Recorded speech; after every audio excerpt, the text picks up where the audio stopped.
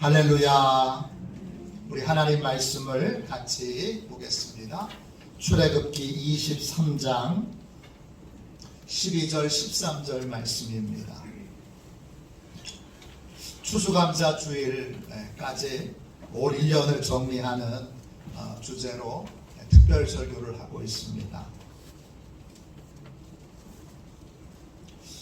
출애굽기 23장 12절 13절 두 절 말씀입니다. 구약성경책 117쪽입니다.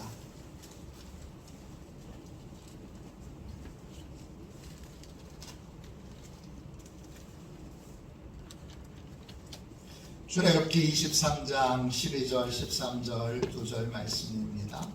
같이 함께 우리 한 목소리로 읽도록 하겠습니다. 같이 읽습니다. 너는 엿새 동안에 내 일을 하고 일곱째 날에는 쉬라. 내 소와 나귀가 쉴 것이며 내 여종의 자식과 나그네가 숨을 돌리리라. 내가 내게 이른 모든 일을 삼가 지키고 모든 신들의 이름은 부르지도 말며 내 입에서 들리게도 하지 말지니라. 아멘. 할렐루야. 참된 안식을 얻게 하는 예배, 참된 안식을 얻게 하는 예배, 이런 제목으로 같이 은혜 나누겠습니다. 오늘 간단한 말씀인데요. 오늘은 복잡하지 않은 간단한 말씀으로 함께 은혜를 나누겠습니다. 얼마 전에 젊은 목사님 한 분이 목회자 모임에서 이런 질문을 공개적으로 하셨습니다. 목사님께서 지금 청년이라면 지금 교회 나가실 것 같습니까? 이 질문에 나이가 지긋하신 목사님 한 분이 이렇게 대답하셨습니다. 제가 청년이라면 교회 다니지 않을 것 같아요. 예전에는 교회가 제일 재밌는 곳이었는데 지금은 세상에 재밌는 게 너무 많아요. 그래서 굳이 교회 다닐 필요를 느끼지 못할 것 같아요. 이 대답을 듣는데 제 안에서 성령님이 큰 소리로 말씀하셨습니다. 그럼에도 불구하고 교회는 나가야지. 그럼에도 불구하고 교회는 나가야지. 그럼에도 불구하고 예배는 드려야지. 제가 질문했습니다. 왜요, 성령님? 그랬더니 성령님이 이렇게 말씀하셨습니다. 교회를 나가야만 얻을 수 있는 것이 있습니다. 세상이 아무리 재밌어도 반드시 교회 나가야 합니다. 왜? 교회에 다녀야만 얻을 수 있는 것이 있기 때문입니다. 교회, 예배,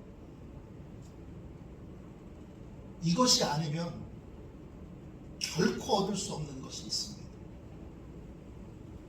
오늘은 바로 그 이야기를 함께 나누려고 합니다. 교회 떠난 사람은 결코 얻을 수 없는 것이 있습니다. 하나님을 떠난 사람은 결코 얻을 수 없는 것이 있습니다. 예배드리지 않는 사람은 이제 코로나로 인터넷 예배를 드리다 보니까 어느 순간 인터넷 예배가 너무 편해졌어요. 그래서 오늘 인터넷으로 예배드리지. 그리고는 인터넷으로 예배드리는 것에 익숙해진 사람은 결코 얻을 수 없는 것이 있습니다. 제가 인터넷 예배가 아니라고 말씀을 드리는 것은 아닙니다. 그게 뭔지 함께 말씀을 나누도록 하겠습니다.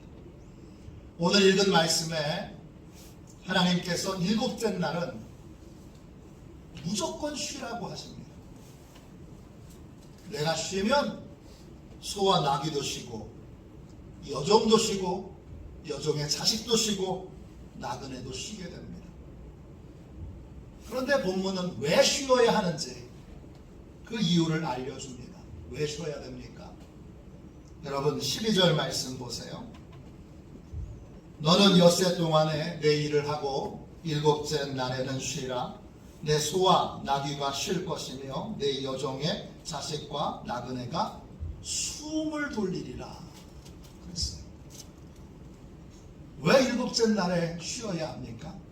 쉬는 목적이 뭡니까?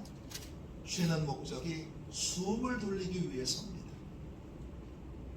쉬면 여종의 자식과 나그네가 숨을 돌린다고 했습니다. 숨을 돌린다. 이게 무슨 말입니까? 숨을 돌린다. 이 말은 히브리어로 나파쉬입니다. 뜻은 원기를 회복한다, 새롭게 된다 이런 뜻이에요. 일곱째 날에 반드시 쉬어야 하는 이유는 원기를 회복하기 위해서입니다. 삶을 새롭게 하기 위해서입니다. 그런데 성경은 이 원기를 회복하는 방법도 알려주고 있습니다. 이 히브리어 나파쉬라고 하는 단어는 그 뿌리가 네페쉬라고 하는 단어에서 나왔습니다. 이건 살아있는 존재, 의욕과 열정을 회복한 상태의 삶을 뜻하는 말입니다. 우리나라 성경에는 이 네페쉬를 생명이라고 번역했습니다. 창세기 2장 7절입니다. 여호와 하나님이 땅에 흙으로 사람을 지으시고 생기를 그 코에 불어 넣으시니 사람이 생명이 된지라. 그렇습니다. 하나님이 아담을 창조하실 때 흙으로 만드셨습니다. 그 흙은 고령토 또는 황토, 좁은 흙을 뜻하는 게 아닙니다. 이 흙은 히브리어로 아파르인데 뜻은 먼지, 재, 쓰레기, 부스러기, 돌덩어리 이런 뜻입니다. 흙은 한마디로 얘기하면 무가치한 것을 뜻합니다. 흙을 강조하는 이유는 흙으로 하나님이 우리를 빚으셨다고 할 때 그 흙은 우리가 하나님이 만져주시기 전까지 무가치한 존재, 무의미한 존재라는 뜻입니다. 아무 쓸모없던 아담을 하나님이 만드시고 그 코에 생기를 불어 넣어 주셨습니다. 그러자 아담이 생명이 되었습니다. 생명이란 크게 두 가지 의미가 있습니다.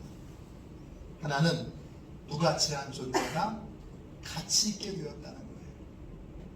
쓸모없는 존재가 쓸모 있는 존재로 바뀌었다는 거예요. 또 하나는 열정과 의욕을 가진 존재가 되었다는 거예요.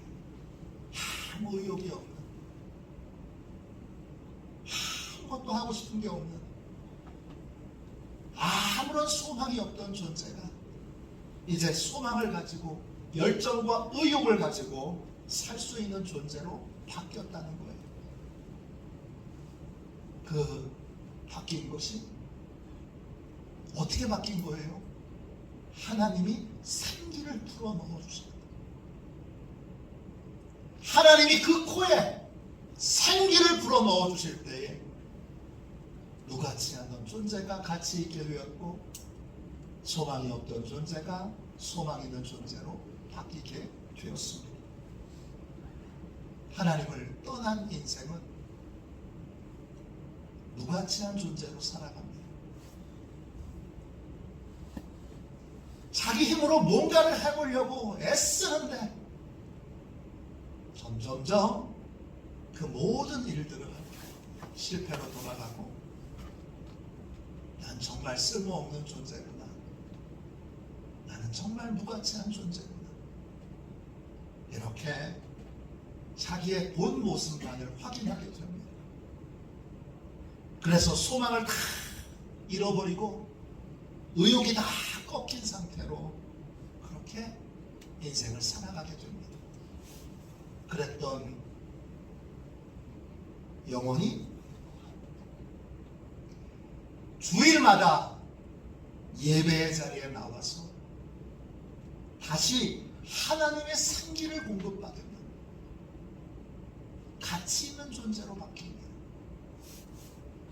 하나님의 생기를 공급받으면 소망을 회복한 존재로 바뀌게 됩니다.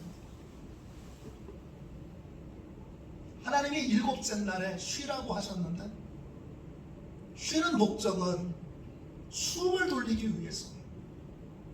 원기를 회복하기 위해서예요. 새롭게 되기 위해서예요. 쉬라고 하셨는데 왜 예배 드려야 합니까?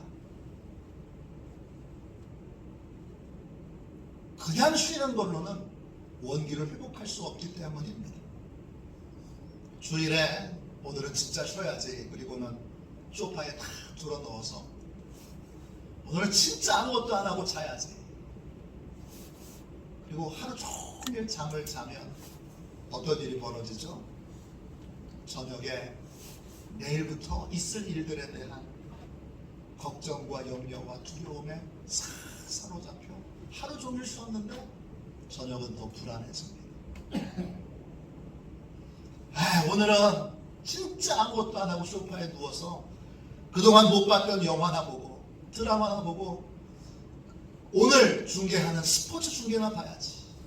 그리고는 그걸 열심히 하루 종일 보고 그리고 저녁이 되면 내일 해야 될 일들에 대하여 내일 직장에 가서 겪을 일들에 대하여 걱정과 두려움과 염려에 사로잡히게 됩니다. 하루 종일 쉬었는데 저녁은 미래에 대한 걱정, 삶에 대한 두려움 이런 것들로 더 피곤하게 됩니다. 그냥 쉰다고 여러분 원기를 회복할 수 없습니다. 그럼 어떻게 해야 되죠? 왜 예배의 자리에 나와야 하죠? 주일마다 예배의 자리에 나와서 우리는 하나님의 생기, 하나님의 생기를 공급받아야 합니다. 하나님의 생기를 공급받을 때에만 원기를 회복할 수 있습니다. 자동차 연료를 공급받아야 자동차가 쌩쌩 달릴 수 있는 것처럼 핸드폰 배터리가 충전이 충분히 돼야 생생하게 작동하는 것처럼 모든 인간은 예배의 자리에 나와서 하나님의 생기를 공급받아야 합니다. 그러면 이 주일에 공급받게 될 생기는 무엇입니까? 그 하나님의 생기는 무엇입니까? 생기란 생명을 주는 호흡입니다. 원어로 보면 생명을 주는 바람입니다. 이 바람은 성령의 바람입니다. 우리를 살리는 바람, 우리에게 생기를 주는 바람, 죽은 우리를 살리는 바람이 예배 가운데 우리에게로 공급되어야 합니다. 성령님은 다양한 모습으로 우리에게 찾아오십니다. 물의 모양을 하시기도 하고 또 불의 모양을 하시기도 하고 바람의 모양을 하시기도 하고 비둘기 모양으로 찾아오시기도 합니다. 다양한 모습으로 성령님이 우리에게 임하시는데 바람은 성령의 임재를 나타내는 가장 중요한 증거 중에 하나입니다. 마가의 다락방에 120명의 성도들이 기도할 때 제일 먼저 강하고 급한 바람 소리가 들렸습니다. 사도행전 2장 2절입니다. 돌연히 하늘로부터 급하고 강한 바람 같은 소리가 있어 그들이 앉은 온 집에 가득하며 그랬습니다. 바람은 강력한 성령의 임재를 상징합니다. 이때 바람은 성령의 주권적인 선택과 결정을 의미합니다. 성령님이 바람을 성령님 마음대로 불어 우리를 성령님이 원하시는 대로 이끌고 가십니다. 내가 원하는 삶이 아니라 성령님이 이끌어 가시는 삶, 성령님이 주도하시는 삶, 성령님이 주관하시는 삶을 살도록 만드는 힘과 에너지가 바로 성령의 바람입니다. 요한복음 3장 8절입니다. 바람이 임의로 불매 내가 그 소리는 들어도 어디서 와서 어디로 가는지 알지 못하나니 성령으로 난 사람도 다 그러하니라. 성령님은 임의로 움직이십니다. 어디서 왔다가 어디로 가는지 모릅니다. 성령님은 모든 것을 자신이 선택하고 결정하십니다. 성령의 바람이 불면 내 뜻대로 사는 삶이 끝나고, 내가 선택하고 내가 결정하는 삶이 끝나고, 성령님이 주관하시고 성령님이 이끌어 가시는 삶이 시작됩니다. 성령님이 내가 원하지 않는 곳으로 나를 이끌어 가시기도 하고, 내가 계획하지 않은 일들을 만나게 하시고, 내가 계획하지 않은 일들을 행하게 하십니다. 이게 성령의 바람을 공급받을 때에 나타나는 일들입니다. 이 성령님의 바람, 이 바람을 우리는 주일마다 공급받아야 합니다. 공급받지 못하면 어떻게 되죠? 자동차가 기름이 떨어졌을 때 멈춰서는 것처럼, 핸드폰이 배터리가 다 됐을 때 멈춰서는 것처럼 우리의 인생은 멈추게 되고, 어디로 가야 할지 어떻게 해야 될지 알지 못하는 그러한 멈춰진 인생이 되고 맙니다. 그럼 이 성령의 바람은 누구에게 임하게 됩니까? 간절히 사모하는 자에게, 간절히 사모하는 자에게 성령의 바람이 임하게 됩니다. 누가복음 11장 13절 너희가 악할지라도 좋은 것을 자식에게 줄 줄 알거든 하물며 너희 하늘 아버지께서 구하는 자에게 성령을 주시지 않겠느냐 하시니라. 성령은 하나님이 우리에게 주실 수 있는 최고의 선물입니다. 그 성령님이 우리에게 임하실 때 우리가 살아납니다. 성령님이 우리에게 임하실 때 우리가 새롭게 됩니다. 그 성령님을 우리가 사모하면 하나님께서 성령님을 우리에게 보내주십니다. 주일에 예배 와서 오늘 예배 드렸으니까 됐어, 오늘 예배 자리에 그냥 참석했으니까 됐어, 이걸로 끝나서는 안 됩니다. 일찍 오십시오. 또 예배가 끝나고 바로 일어나지 마시고 자리에 앉아서 성령님을 사모하십시오. 성령님을 구하십시오.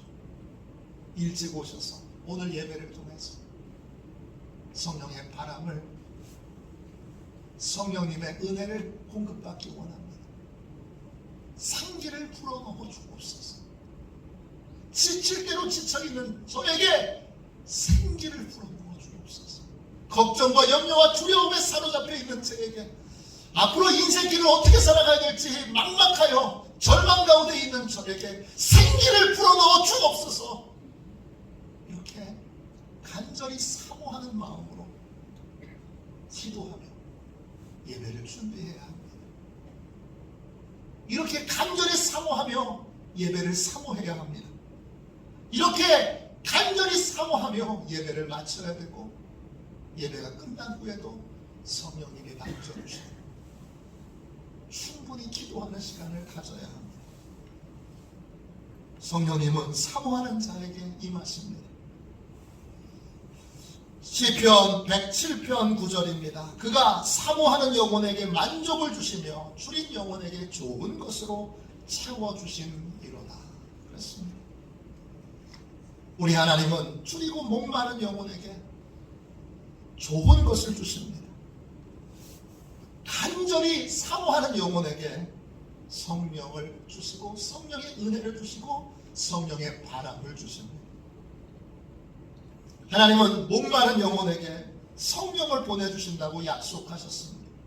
이사야 44장 3절 4절입니다. 나는 목마른 자에게 물을 주며 마른 땅에 시내가 흐르게 하며 나의 영을 네 자손에게 나의 복을 네 후손에게 부어주리니 그들이 풀 가운데에서 솟아나기를 시냇가에 버들같이 할 것이라. 우리는 목마른 사슴이 시냇물을 찾듯이 목마른 사람이 물을 찾듯이 성령님을 사모해야 합니다. 예배에 와서 자동차의 기름을 충분히 주유소에서 공급받는 것처럼 오늘 이 자리에서 성령의 은혜를 충분히 공급받아야 합니다. 이 성령의 바람, 성령의 은혜는 세상은 받을 수 없습니다. 세상이 아무리 좋아 보여도, 아무리 대단해 보여도, 아무리 재밌어 보여도 세상은 원기를 회복하는 성령의 바람을 우리에게 공급해 줄 수 없습니다. 성령은 세상은 받을 수 없습니다. 성령은 오직 교회만 받을 수 있습니다. 성도만 받을 수 있습니다. 예배를 드리는 우리에게만 임하게 됩니다. 요한복음 14장 17절입니다. 그는 진리의 영이라 세상은 능히 그를 받지 못하나니 이는 그를 보지도 못하고 알지도 못함이라. 그러나 너희는 그를 아나니 그는 너희와 함께 거하심이요 또 너희 속에 계시겠음이라. 세상에 아무리 좋은 것이 있어도 그까짓 것들이 다 공허하고 무의미하고 무가치한 이유는 세상은 성령을 우리에게 주시지 못합니다. 세상은 성령을 보지도 못하고 성령을 알지도 못합니다. 성령은 오직 교회와 성도들만 알고 오직 교회와 성도들에게만 임하게 됩니다. 성령님은 오직 교회와 성도들 안에만 거하십니다. 우리를 회복시켜 주시는 성령님, 이건 예배를 통해서 교회와 성도들만이 이 은혜를 받을 수 있습니다. 새롭게 하시는 성령님, 오직 예배드리는 자만 받을 수 있습니다. 그러므로 세상에 수만 가지 즐거움이 있다고 해도 그 즐거움이 우리 인생을 회복시켜 주지 못합니다. 그걸 다 우리를 피곤하게 할 뿐이고 우리를 지치게 할 뿐이고 우리를 넘어지게 할 뿐이고 우리를 괴롭게 할 뿐이고 오직 예배 가운데 성령의 은혜로만 우리는 원기를 회복시키고 새롭게 하시는 숨을 돌릴 수 있는 은혜를 공급받을 수 있게 됩니다. 그러므로 여러분의 인생에 늘 원기가 회복되는 늘 새로운 인생을 살길 원하시면 예배의 자리부터 지키십시오. 예배하는 삶부터 견고하게 세우십시오. 성령을 공급받지 못하면, 성령의 바람이 불지 못하면, 생기를 공급받지 못하면 기름 없는 자동차처럼 멈추게 됩니다. 성령을 공급받지 못하면 배터리 없는 핸드폰처럼 여러분 작동을 멈추게 됩니다.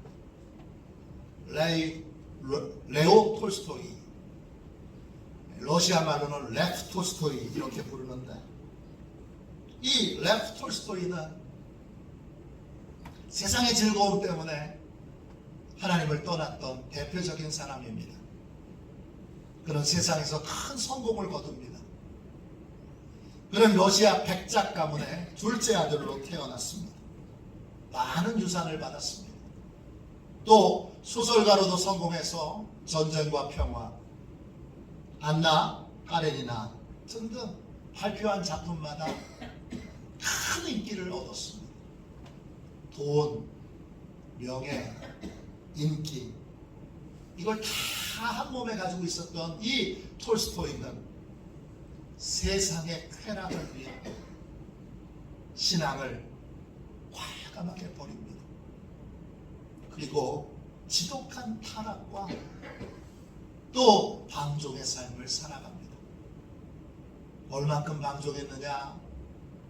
1862년 32살의 톨스토이는 18살의 소냐 베르스하고 결혼을 앞두게 됩니다.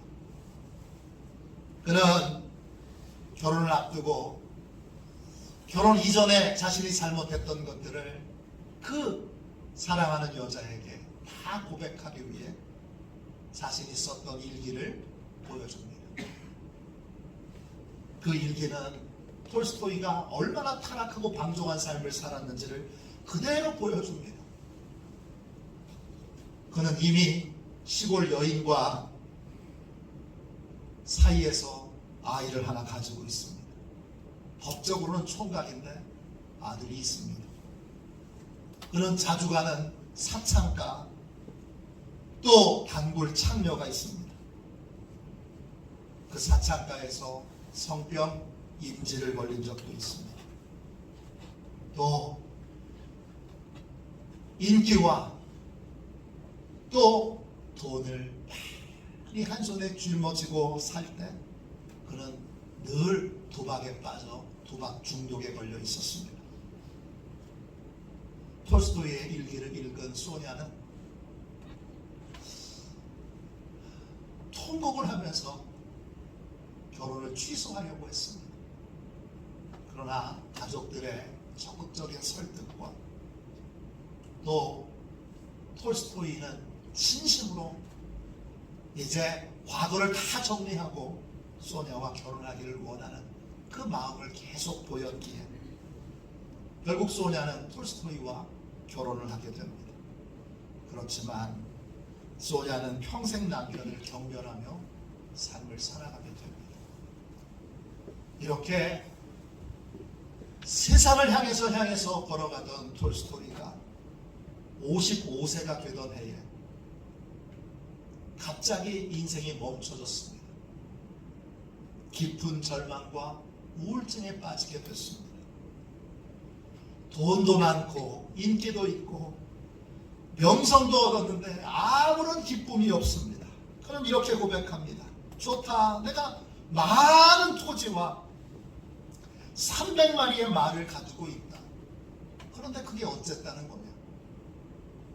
나는 고골리, 푸시킨, 섹스피어, 몰리에로와 같은 수준의 명성을 얻을지도 모릅니다. 그러나 그게 어쨌다는 거냐? 그런 허무의 나락에 떨어집니다. 가지고 있는 모든 것들이 더 이상 아무런 의미를 주지 못합니다. 자신의 삶 자체가 조금도 가치가 없습니다. 그는 이렇게 고백합니다. 내 삶은 정지되었다.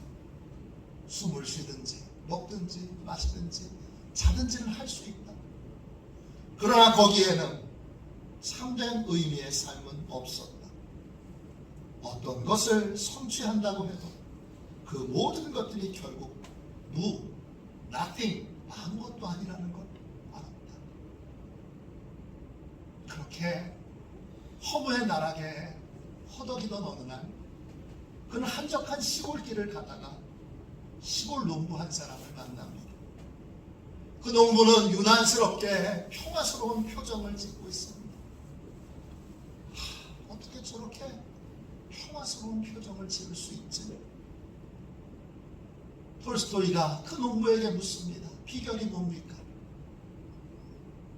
이렇게 평화스러운 삶을 사는 비결이 뭡니까?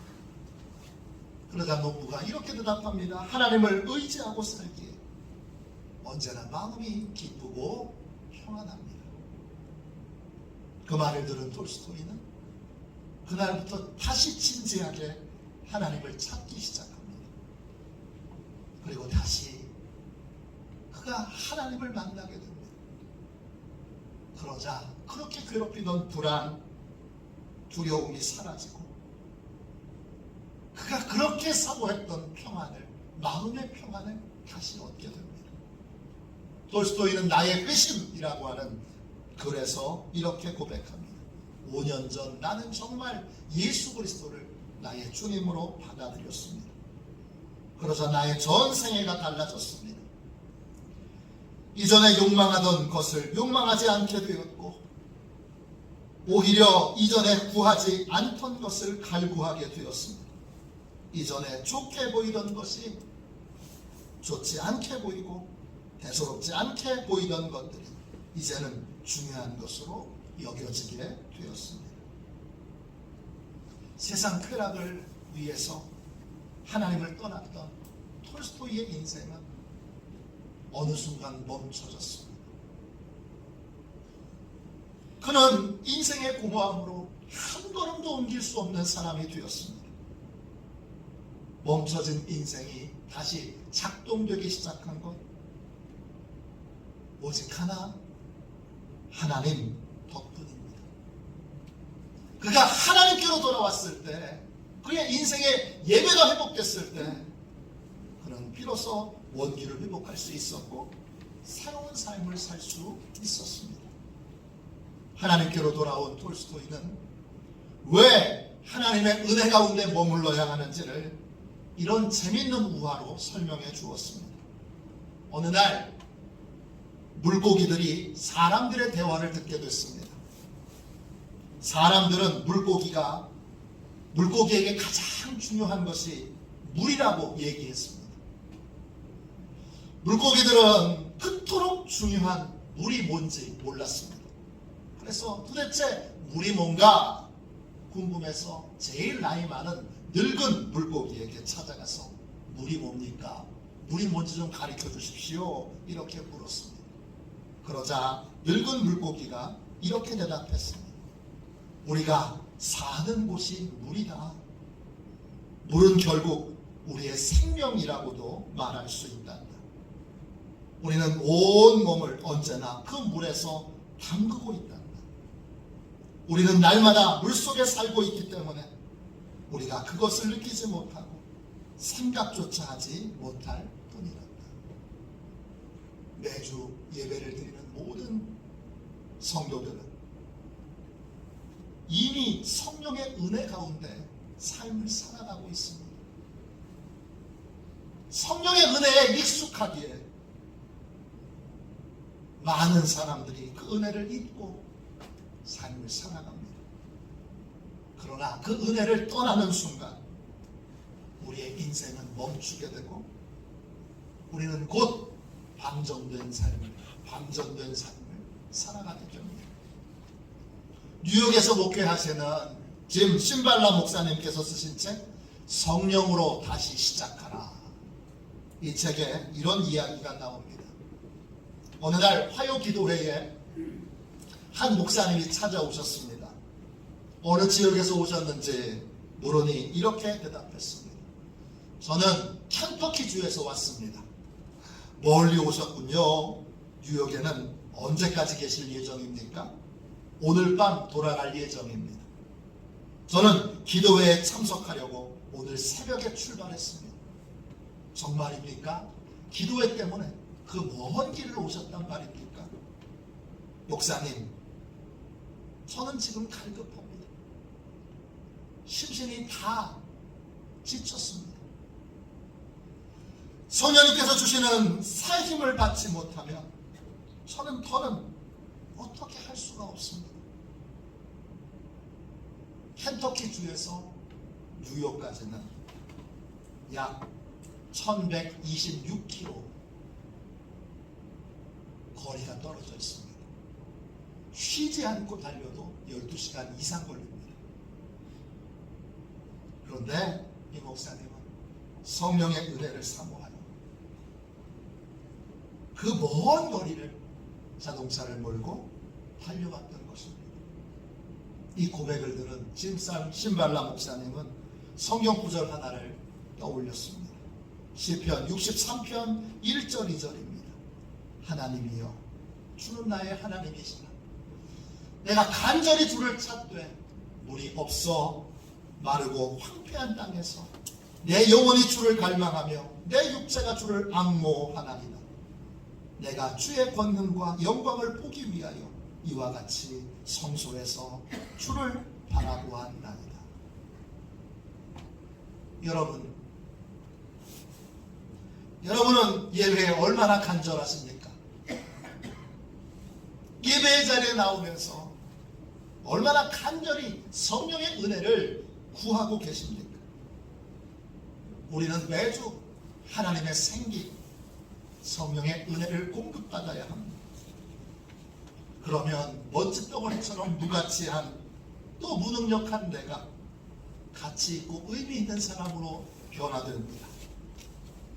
성령의 은혜가 임해야 내가 의미 있고 가치 있는 사람으로 변화됩니다. 성령의 은혜가 임해야 소망이 없던 내가 소망이 넘치는 사람으로 변화됩니다. 성령의 은혜가 임해야 의욕이 없는, 열정을 다 잃어버린, 열정을 꺾인 내가 새로운 열정의 사람으로 변화됩니다. 여러분, 어떤 상황에서도 예배의 자리를 지키십시오. 예배의 자리에 올 때마다 나를 살리고 나를 변화시키는 성령의 은혜를 간절히 사모하십시오. 성령의 은혜가 예배 자리에서만 여러분 공급받을 수 있습니다. 성령의 은혜는 세상에서는 공급받을 수 없습니다. 교회와 성도들에게만 성령의 은혜가 임합니다. 성령의 은혜를 받을 때 나는 가치 있는 사람으로 변화되고 소망이 넘치는 사람으로 변화되고 열정의 사람으로 변화됩니다. 우리를 살리고 회복시키는, 우리를 새롭게 하는 이 성령의 은혜는 예배를 통해서만 공급됩니다. 지금 우리에게 필요한 게 뭡니까? 뭐가 우리를 새롭게 합니까? 뭐가 우리의 원기를 회복시켜 줍니까? 성령의 은혜뿐입니다. 성령의 은혜로 생기고 새로워지는, 늘 생생하고 늘 의욕이 넘치고 늘 소망이 넘치는 저와 여러분이 되시기를 주님의 이름으로 축원합니다. 우리 찬송가 384장 부르시고 오늘 이곳이 에스겔 37장에 마른 뼈 골짜기에서 상기가 들어와 뼈들이 살아나 군대가 되는 것처럼 이곳이 바로 그 기적의 현장이 되게 해달라. 이곳이, 이 예배가 소망이 없던 인생의 소망을 갖고 무가치 않은 인생이 가치 있게 되고 의미 없던 인생이 의미를 찾고 그렇게 생생하게 열정과 소망이 넘치는 인생으로 살아가는 복된 기적의 자리가 되고 이곳이 에스겔 골짜기의 기적이 일어났던 그 기적의 현장이 되도록 우리 함께 통성으로 기도하겠습니다. 384장 1절만 우리 두 번 찬양하도록 하겠습니다.